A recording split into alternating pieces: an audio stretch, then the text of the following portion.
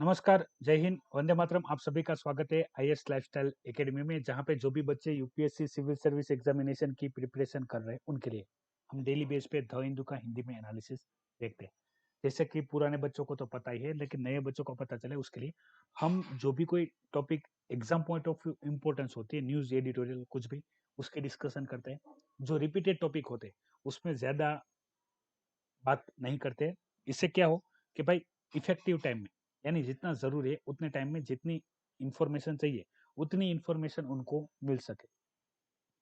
और जो भी कोई पॉलिटिकल न्यूज होती है जो अपने काम की नहीं है उसको हम स्किप करते हैं, ताकि ज्यादा से ज्यादा टाइम हम अपनी जो कोर प्रिपरेशन है उसको हम दे सके। यदि आप द हिंदू पीडीएफ फ्री में डाउनलोड करना चाहते हैं तो आप हमारी टेलीग्राम चैनल उसको ज्वाइन कर सकते हैं, वहां पे आपको द हिंदू पीडीएफ फ्री में मिल जाएंगे। और डिस्कशन करते हैं आज के डेली करंट अफेयर एनालिसिस में। सबसे पहली न्यूज जो आपको पता हो गई होगी, जो फ्रांस के चर्च में जो अटैक हुआ है, नाइक अटैक, बराबर, उसके बारे में है, जहां पे जो आतंकवादी है उन्होंने 3 लोगों को मार दिया है चर्च में। प्रॉब्लम क्या है, डिस्प्यूट क्या है, वो अभी हम आगे जब फ्रांस और टर्की की जो पूरी इंटरनेशनल न्यूज में जो डिटेल आई है वहां पे डिस्कशन करेंगे। हालांकि ये जो अटैकर था उसको मार दिया गया है, ठीक है, लेकिन पूरी डिटेल क्या है वो मैं आपसे आगे जो इंटरनेशनल न्यूज का टॉपिक है वहां पे मैं डिस्कशन आपसे करता हूँ। फिर से एक इंफॉर्मेशन आई है, इंडिया के जो कोर सेक्टर है, कोर सेक्टर के अंदर जो अभी हम बात करें तो स्टील और इलेक्ट्रिसिटी इंक्लूडिंग कोल, इसका परफॉर्मेंस अच्छा है। बाकी हम देखें ऑल ओवर तो इतना अच्छा नहीं है। इसका सीधा सीधा इम्पैक्ट इकोनॉमी पे पड़ेगा, क्योंकि इकोनॉमी में जो कोर इंडस्ट्री होती है, ठीक है, आईआईपी वाला टॉपिक हमने डिस्कस किया हुआ है, तो वहां पे मैंने आपको डिटेल में इसकी इंफॉर्मेशन दी है, ठीक है। तो ये इंफॉर्मेशन अच्छे से मैंने आपको एक्सप्लेन की है। स्पेशली जो नए बच्चे हैं उनके लिए जो 8 कोर इंडस्ट्री कौन कौन सी है उसकी इंफॉर्मेशन मैं आपसे डिस्कस कर लेता हूँ, तो आपको समझने में आसानी हो। तो आप स्क्रीन पे देख सकते हैं इंडिया की जो 8 कोर इंडस्ट्री है, वहाँ पे पहला आएगा coal, crude oil, natural gas, refinery, steel, cement, fertiliser और इलेक्ट्रिसिटी। ऐसा नहीं है आपको इसी क्रम में याद रखना है, आपको 8 कोर इंडस्ट्री याद रखना है, जहाँ पे माइनिंग, मैन्युफैक्चरिंग और इलेक्ट्रिसिटी, ठीक है, 3 सेक्टर आएंगे। और इंडस्ट्री आएगी 8 इंडस्ट्री है जो कोर इंडस्ट्री है। कोर इंडस्ट्री यानी क्या वो समझ लीजिए। कोर इंडस्ट्री यानी मेन इंडस्ट्री, सेंट्रल इंडस्ट्री। हम बात करें पूरे बिल्डिंग की तो बिल्डिंग खड़ी होती है अपने जो बिल्डिंग के जो पाए होते हैं, ठीक है, उसके ऊपर, जो बेस होता है उसके ऊपर, तो वो उसके लिए कोर है। जो बीम रहेंगे वो बिल्डिंग के कोर है जिसके ऊपर बिल्डिंग खड़ी है, ठीक है। तो ऐसे ही इंडिया की जो इकोनॉमी है ये 8 कोर इंडस्ट्री पे खड़ी है। यदि आपको ये इंफॉर्मेशन आपके पास नहीं है तो वीडियो को पुश करके इंफॉर्मेशन आप नोट कर सकते हैं।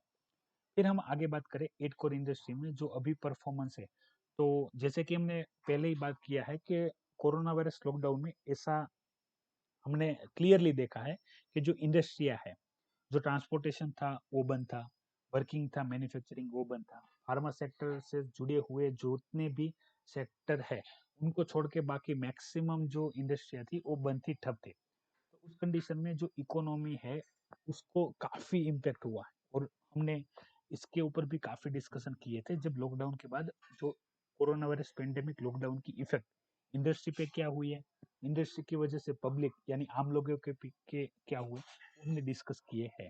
अब यहाँ पे सबसे ज्यादा महत्वपूर्ण है वो है डेटा, इंफॉर्मेशन, परसेंटेज।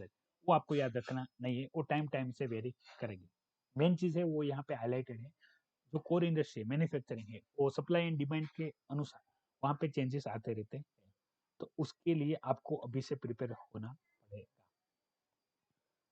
फिर मैं आपसे डिटेल में डिस्कशन कर लेता हूँ जो कि है हमारे NCR, national capital region pollution के बारे में। तो सबसे पहले समझ लीजिए EPC, environment pollution prevention and control authority, ठीक है, इनके द्वारा एक परमानेंट बॉडी का गठन किया जाएगा जो कि कमीशन काम करेगा एयर क्वालिटी मैनेजमेंट के ऊपर। नेशनल कैपिटल रीजन दिल्ली में भी, और दिल्ली के आसपास में आपसे बात करूँ तो पंजाब, हरियाणा, उत्तर प्रदेश, सारे रीजन में, जिससे क्या हो, दिल्ली की जो एयर क्वालिटी है वो अच्छी हो जाए। तो इसके लिए कार्य किया जा रहा है। अभी हाल में मैं आपसे और भी एक टॉपिक है जो डिटेल में डिस्कशन करूंगा। स्पेशली आपको जो पता होना चाहिए कि भाई सुप्रीम कोर्ट ने इस चीज को करने के लिए वन मैन कमेटी बनाई है जो अपनी रिकमेंडेशन देगी डबल बर्निंग के ऊपर। वो टॉपिक भी हम आगे इसी एडिटोरियल के अंदर डिस्कशन करेंगे। सबसे पहले इंटरनेशनल न्यूज में जो फ्रांस और टर्की के बीच में डिस्प्यूट चल रहा है उसकी हम डिस्कशन कर लेते हैं। तो यहाँ पे जैसे स्पेशली मेंशन है वो है डिस्प्यूट क्या है। तो ये डिस्प्यूट जानने के लिए आपको पहले से ही पता होना चाहिए डिस्प्यूट क्या है और टर्की और फ्रांस में प्रॉब्लम क्या है और किसको ये सब करके किसको बेनिफिट होना चाहिए, तो वो भी आपको पता होना चाहिए। ठीक है, जिससे कि आपको पता चले कि पूरा जो डिस्प्यूट है, पूरा जो प्रॉब्लम है वो बेस किसके ऊपर है। तो सबसे पहले बात शुरू होती है एक मैगजीन जो बनाती है कंपनी, उसके बारे में। नाम है चार्ली हेब्डो। तो चार्ली हेब्डो द्वारा एक कार्टून बनाया गया था मोहम्मद प्रोफेट के ऊपर, जो कि उस समय में काफी ज्यादा उसकी टीका हुई थी इस कार्टून के वजह से। और ऐसा पहली बार नहीं था जब चार्ली हेब्डो कोई कार्टून बना रहा था और डिस्प्यूट ना हुआ, ऐसा कंटिन्यूस चल रहा था। तो जो इनके द्वारा ये प्रोफेट मोहम्मद है जिनके ऊपर कार्टून बनाया गया था, तो उसके विरोध में चार्ली हेब्डो की ऑफिस में अलकायदा के द्वारा 2015 में बॉम्ब ब्लास्ट किया गया था। ठीक है, जिसमें 12 से 15 लोगों की मृत्यु हो गई थी। अभी क्या हुआ, हाल ही में वही कार्टून एक हिस्ट्री टीचर ने इस्तेमाल किया और उस टीचर को मार दिया गया। ठीक है, तो उस टीचर को मारने के टाइम पे फ्रांस के जो मैक्रोन जी है, ठीक है, उन्होंने कहा कि इस्लामिक ऑर्गेनाइजेशन को एनलाइनमेंट की जरूरत है। ठीक है, तो इसका विरोध टर्की के द्वारा किया गया। उसके जवाब में फ्रांस ने टर्की से अपने एम्बेसडर है, एम्बेसडर यानी अपने इंडियन फॉरेन सर्विस का तो आपको पता ही होगा, भारत के एम्बेसडर भी वहां पे किसी दूसरे देश में होते हैं, सेम उसी प्रकार एम्बेसडर यानी सबसे बड़ा जो होता रहता है वहाँ पे। इंडियन जो एम्बेसी रहेगी वहाँ पे सबसे बड़ा होता है, यानी यहाँ से कोई जाएगा तब भी उनको वो रिसीव करेगा, और वहां से वो आएंगे तो यहाँ पे भी उनके एम्बेसडर होंगे तो वो रिसीव करेंगे। तो उनको टर्की से बुला लिया गया। तो टर्की ने क्या कहा कि भाई कोई फ्रेंच गुड करना चाहिए। अभी पूरी बात समझिए, डिस्प्यूट चल रहा था फ्रांस में, टर्की ने इस चीज का फायदा उठाया। किस लिए? क्योंकि वो जो इस्लामिक ग्रुप्स है, इस्लामिक कंट्रीज है, उनको दिखाना चाहता है कि भाई हम इस्लामिक जो कंट्रीज है उसका हम प्रोटेक्शन कर सकते हैं। ऑलरेडी जो मैक्रोन है और मैं बात करूं जो टर्की के प्रेसिडेंट है एर्डोगन, तो फ्रांस और टर्की के बीच में काफी सारे डिस्प्यूट चल रहा है, जिसमें एक डिस्प्यूट हमने ऑलरेडी डिस्कस करके रखा हुआ, वो है अर्मेनिया और अजरबैजान वाला कॉन्फ्लिक्ट। ठीक है, जिसमें टर्की ने अजरबैजान को सपोर्ट किया था और अर्मेनिया के लिए फ्रांस आगे आया था, ये भी देखा था। उसके पहले हमने जो टर्की और ग्रीस की बात की थी, ठीक है, तब भी हमने वहां पे दोनों दोनों में जो फ्रांस है उसकी जो महत्व है उसका हमने डिस्कशन किया हुआ था। तो अभी टर्की क्या चाहता है, वो दिखाना चाहता है कि भाई अभी जो इस्लामिक लोग हैं, जो इस्लामिक रिलीजन फॉलो करे, उनके प्रॉब्लम है, उनके ऊपर अत्याचार हो रहा है और हम सबको एक होना चाहिए। और ऐसे फ्रांस के द्वारा जो ऐसा दमन किया जाता है उसको हमको रोकना चाहिए। हालांकि इसमें इतनी सच्चाई नहीं है जितनी यहाँ पे दिखाई जाती है। मेन चीज है कि भाई फ्रांस है वो अपने से अच्छा परफॉर्मेंस कर रहा है, टर्की उसके साथ अच्छे से कार्य नहीं कर सकता है, और उसका जो इकोनॉमिकल पूरा कार्य है जिसको काउंटर टर्की के द्वारा किया नहीं जा सकता है, वो सीधे सीधे उससे लड़ नहीं सकता है। तो वो इस मौके का फायदा उठा रहा है और मौके पे चौका मारने का कार्य कर रहा है कि भाई सभी इस्लामिक कंट्री साथ में आओ और हम इसको दिखा दें ऐसा कि भाई अभी फ्रांस की जो प्रोडक्ट है उसको हम बॉयकॉट करें, ठीक है, उसका इस्तेमाल ना करें। तो इस चीज को हाईलाइट किया जा रहा है, इसको जोड़ा जा रहा है इस्लामिक प्रॉब्लम के साथ। ठीक है, तो पूरा डिस्प्यूट आपको पता होना चाहिए क्या है कैसे है। हालांकि इसके मध्य में कोई ऐसी कोई बात नहीं है जो कि टर्की और फ्रांस से डायरेक्ट कनेक्टेड है, क्योंकि ये जो कार्टून में टीचर्स को मारा गया तो वहां पे जो मैक्रोन जी है वो गए थे, उन्होंने कहा कि भाई इसको इस्लामिक रिलीजन वाले को, फ्रांस में भी काफी सारे इस्लामिक रिलीजियस फॉलो करने वाले लोग हैं, ठीक है, वहां पे भी वो खुशी है। और सबसे ज्यादा अगर कोई दुखी होता है तो वहां पे चाइना का नाम आता है। भाई चाइना में जितने इस्लामिक के प्रॉब्लम चल रहे हैं उतने तो कहीं पे भी नहीं चल रहा है, ठीक है। फिर भी वहां पे उनको नजरअंदाज किया जाता है और यहाँ पे एक इंसिडेंस को देखे, यानी ये पूरा एक ही इंसिडेंस है, उसको ये हाईलाइट करके ये बताया जा रहा है कि वहां पे उनके साथ गलत व्यवहार हो रहा है। हालांकि ऐसी कोई चीज है नहीं। जो हमने फ्रंट न्यूज में भी देखा कि इसके काउंटर में इसको तो मार दिया गया, इनके द्वारा स्टेटमेंट दिया गया, उसके बाद चर्च में 3 लोगों को मार दिया गया, ठीक है। इसकी बात की कंडीशन है। तो अभी करंट न्यूज में यही सब चर्चा कंटिन्यूस चल रही है। टर्की है वो इस्लामिक ऑर्गेनाइजेशन में as a mentor, as a सबका रक्षक, इस प्रकार से अपनी जो छाप है वो छोड़ना चाहता है। फ्रांस अपने से ही अच्छे से कर रहा है, और यदि ये डिस्प्यूट ज्यादा चलता है तो यूरोपियन यूनियन भी फ्रांस के साथ आगे आके कार्य करेंगे, ठीक है। धीरे धीरे इसमें भी टाइम के साथ साथ जैसे कि इसको ऐसा बताया जा रहा है कि ये भी विश्व युद्ध करने के लिए कारण बन सकता है, लेकिन ऐसा होने वाला नहीं है, ठीक है। क्योंकि ये कोई ऐसा बड़ा डिस्प्यूट नहीं है जिसकी वजह से लैंड वाला डिस्प्यूट नहीं है या ट्रेड वाला डिस्प्यूट नहीं है, ठीक है। तो ये खत्म होने में ज्यादा टाइम लगेगा नहीं। हालांकि अभी ये सुर्खियों में है, लोगों को भड़काया जा रहा है, ब्रेन वॉश किया जा रहा है, इसलिए ज्यादा न्यूज में आ रहा है। फिर बात करेंगे हम एडिटोरियल के ऊपर। तो आज जो एडिटोरियल आया है वो इंडिया और अमेरिका के रिलेशन के ऊपर आया है।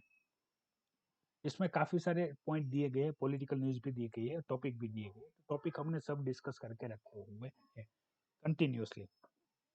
इंडिया और अमेरिका का कोई भी टॉपिक आता है तो वो हम डिटेल में डिस्कशन करते हैं। जैसे 2+2 डायलॉग वाला हमने जो बेका एग्रीमेंट है, ठीक है, वो हमने डिस्कस किया था। तभी मैंने बताया था कि भाई जो इंटरनल सिक्योरिटी को लेके जो डेटा होना चाहिए इंडिया के पास, तो वो डेटा क्या होता है, मॉनिटर होता है अमेरिका के द्वारा भी। तो अमेरिका से भी वो डेटा अभी इंडिया को प्रोवाइड करवाया जाएगा, जिससे इंडिया की इंटरनल सिक्योरिटी पे अच्छे से काम हो सके।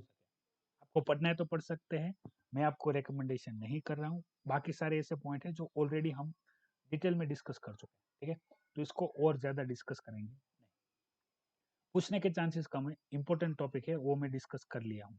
फिर ये बिहार इलेक्शन को लेके है, ठीक है। आपको इंटरेस्टेड है बिहार इलेक्शन में तो आप पढ़ सकते हैं, यदि आप नॉर्थ रीजन से है और आप जानना चाहते हैं तो। सेम उसी प्रकार से जो श्रीलंका में भी सेम जो कम्युनिटी बेस्ड डिस्प्यूट था और अभी कैसी कंडीशन है, उसकी सारी डिटेल इंफॉर्मेशन यहाँ पे बताई गई है, जो हमने ऑलरेडी श्रीलंका के जो टॉपिक में डिस्कशन किया हुआ है एलटीटी की वाले टॉपिक में, ठीक है। तो उसको ज्यादा डिस्कस करेंगे नहीं। अभी यहाँ पे डिस्कस करेंगे जो एजुकेशन के ऊपर जो सर्वे आया है, annual status of education report 2020, जहाँ पे तकरीबन 26 राज्यों और यूनियन टेरिटरी के ऊपर जो इन्फॉर्मेशन दी गई है उसके ऊपर। याद रखिए नेशनल एजुकेशन पॉलिसी करंट का टॉपिक है। आपको किसी भी बुक में नेशनल एजुकेशन पॉलिसी के ऊपर कोई भी इंफॉर्मेशन मिलेगी नहीं, सिर्फ न्यूज़पेपर और मैगजीन को छोड़ के। और इंटरनेट का इस्तेमाल यदि करते हैं तो वहां पे आपको ड्राफ्ट और सारी जो चीजें वो मिल जाएगी। अभी जो भी बच्चे यूपीएससी प्रीलिम्स 2020 पास किए हैं उनको मेंस लिखना है, और मेंस में यदि क्वेश्चन आता है नेशनल एजुकेशन पॉलिसी के ऊपर, डिजिटल डिवाइड के ऊपर, तो आपको सीधे सीधे वहां पे जो ये अपना रिपोर्ट है वो मेंशन करना होगा, annual status of education report 2020। इससे क्या होगा, इससे होगा कि भाई आप जो थियोरिटिकल इंफॉर्मेशन तो बताते हो, डिजिटल डिवाइड क्या है वो आप बताते हो, आपको पता ही है, ठीक है। हमने डिस्कस किया हुआ है, आज हम थोड़ा डिस्कस करेंगे। लेकिन उसमें कोई एग्जाम्पल नहीं है, उसमें कोई रिपोर्ट नहीं है, वहां पे कोई कमेटी की इंफॉर्मेशन नहीं है, ठीक है। कोई जैसे परसेंटेज वाइज आप डेटा आपको याद ना भी हो, आपको एग्जैक्ट परसेंटेज याद नहीं रखने, जैसे 43.6% करंट में था, आपको याद ना रहे हो तो आप अप्रोक्सीमेटली 40% लिख सकते हैं, ठीक है। और यहाँ पे यदि आपको ना पता हो तो अप्रोक्सीमेट आप 67 या 65% लिख सकते हैं, वो चलेगा। लेकिन रिपोर्ट तो होना चाहिए ना कि भाई ऐसी चीजें। देखिए आपके पास थियोरेटिकल इंफॉर्मेशन होती है, जब तक आप उसमें कोई कॉन्क्रीट कमिटी, कॉन्क्रीट ऑर्गेनाइजेशन, ठीक है, हमारी पार्लियामेंट हो गई, सुप्रीम कोर्ट हो गया, हाई कोर्ट हो गया, या कोई एजुकेशनल कमिटी हो गई, या कोई ऐसा व्यक्ति के जो साउंड है अपने जानकारी को लेके, उसको आप लिखोगे तब जाके आपको अच्छे से मार्क्स मिलेंगे। तो ये जरूरी है, आप इस चीज को हाईलाइट कर लीजिएगा, ठीक है। या तो आप यदि नोट्स बनाते हैं तो नोट्स में annual status of education report 2020 लिख लीजिएगा, जिसमें 26 राज्यों और यूनियन टेरिटरी के ऊपर सर्वे किया गया है। हालांकि डिजिटल डिबेट क्या है वो मैंने आपको बताया था कि हम नेशनल एजुकेशन की बात करें, ऑनलाइन एजुकेशन की हम बात करें, तो ऑनलाइन एजुकेशन करने के लिए आपको क्या क्या चाहिए, तो सबसे पहले एक डिवाइस चाहिए, या तो कंप्यूटर या तो मोबाइल या तो लैपटॉप। फिर चाहिए उसमें इंटरनेट कनेक्शन और इलेक्ट्रिसिटी, ठीक है, इन सब चीज़ों का यदि मिला हो तब जाके आप अच्छे से ऑनलाइन एजुकेशन है उसको आप कर सकते हो। तो जिनकी फैमिली कैपेबल है, ठीक है, पुअर लोगों को छोड़ के, जो गवर्नमेंट स्कूल में पढ़ते हैं उनको छोड़ के, हमने अर्बन और रूरल एरिया में भी इसके डेटा देखे हुए थे। तो जो माता पिता अपने बच्चों को ये सुविधा दे सकते हैं, ठीक है, वहां पे तो हो जाएगा, लेकिन जो दे नहीं सकते तो वो क्या करेंगे, वो बच्चों के बीच में डिजिटल डिवाइड क्रिएट करेंगे। मान लो कि भाई राम और श्याम है, तो राम के फैमिली साउंड है तो उनको वो ले देंगे, श्याम के पास नहीं है, तो शाम को क्या लगेगा, देखो भाई ये राम है वो अच्छा है, उनके पापा अच्छे हैं, मेरे पापा बुरे हैं, इस प्रकार से डिजिटल डिवाइड क्रिएट होगा कि भाई राम के पास सुविधा है तो इस्तेमाल कर रहा है, श्याम के पास नहीं है तो इस्तेमाल नहीं कर सकता है, पढ़ नहीं सकता है, भले उसका कितना भी मन हो तभी। तो यहाँ पे इसी चीज को हाईलाइट किया गया है कि 43.6% गवर्नमेंट स्टूडेंट है, ठीक है, उनके पास स्मार्टफोन ही नहीं है तो एक्सेस नहीं कर पा रहे हैं। दूसरी चीज, तो 67.3% जो बच्चे हैं, ठीक है, उनके पास लर्निंग मटेरियल जो मिला है उनको, वो उन्होंने व्हाट्सएप पे अवेलेबल करवाया है, ठीक है, जिसको वो पढ़ने में कैपेबल नहीं है। दूसरी कि भाई जो टेक्स्ट बुक दी भी गई है वो यूज है और उन तक वो पहुंची नहीं है। और आप ऐसा लिख सकते हैं असर सर्वे के अनुसार, ठीक है, annual status of education report survey के अनुसार जो ऑनलाइन लर्निंग है वहां पे एक्सपांड कैपेबिलिटी है, टेक्स्ट बुक सप्लाई की कुछ व्यवस्था होनी चाहिए जिससे कि बच्चों के पास टेक्स्ट बुक पहुंच सके और जो टीचर्स है जो उनको पढ़ा रहे वो उनको अच्छे से अपना नॉलेज दे सके, ठीक है। अब एक चीज मैं आपसे हाईलाइट कर देता हूँ, ये जो सारी चीजें हैं मैं आपसे जो डिस्कस कर रहा हूँ ये तो सिर्फ डिपेंड है खाली अटेंडेंस के ऊपर। आप ध्यान से समझिए इस बात को, यहाँ पे क्या बात हो रही है कि भाई देखिए ऑनलाइन एजुकेशन के लिए जैसे मान लो कि भाई स्टूडेंट के पास स्मार्टफोन होने चाहिए या तो कंप्यूटर लैपटॉप होना चाहिए जिससे वो कनेक्ट हो सके। जैसा कि अभी दिवाली के बाद भी स्कूलें खुलेगी कि नहीं खुलेगी उस पर भी अभी क्वेश्चन उठ रहे हैं।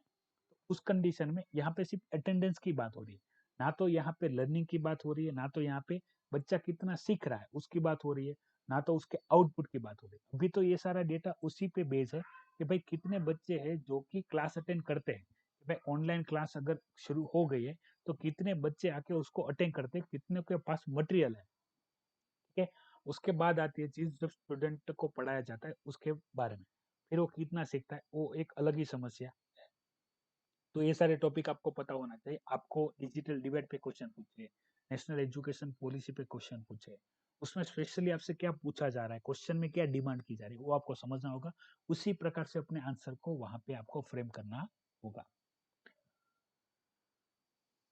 फिर यहाँ पे फिर से अमेरिका का जो इलेक्शन है उसको लेके सुपर पावर की जो डिस्कशन है वो दी गई है। आपके पास टाइम है, ठीक है, आप भी अमेरिका से प्रोत्साहित है या वहां पे जाना चाहते हैं या आपके कोई भी रिश्तेदार है तो आप पढ़ सकते हैं, वरना मैं स्किप करने के लिए बताऊंगा।